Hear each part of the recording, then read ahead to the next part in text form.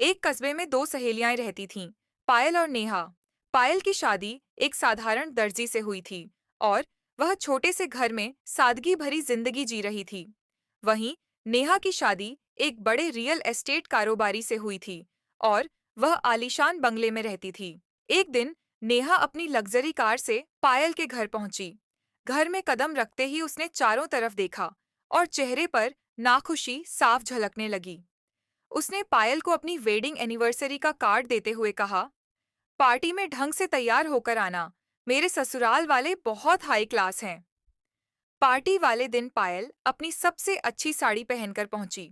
वह नेहा को देखकर मुस्कुराई, लेकिन नेहा ने जानबूझकर नजरें फेर लीं। नेहा की रिश्तेदार महिलाएं पायल के कपड़ों को देखकर कानाफूसी करने लगीं। थोड़ी देर बाद नेहा पायल को एक कोने में ले गई और गुस्से में बोली, पायल, कम से कम आज तो मेरी इज्जत का ख्याल रखती।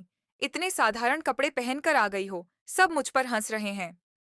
अपनी सबसे करीबी सहेली से ऐसी बातें सुनकर पायल का दिल टूट गया। वह बिना कुछ कहे वहां से चली आई और रात भर रोती रही।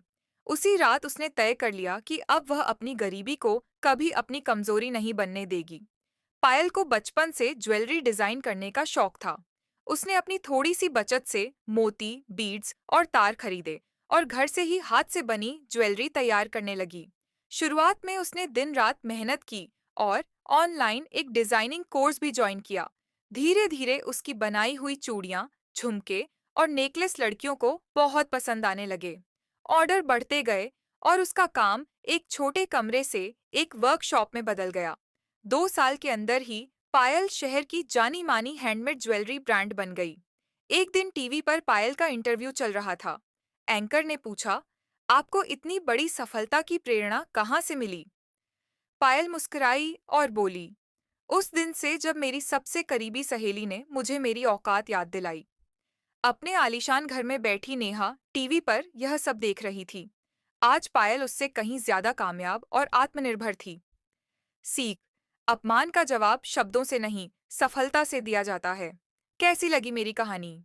कमेंट में जरूर बताइए और वीडियो को लाइक जरूर करना। ऐसी ही प्रेरणादायक और दिल को छू लेने वाली नई कहानियों के लिए हमारे चैनल को अब भी सब्सक्राइब करें।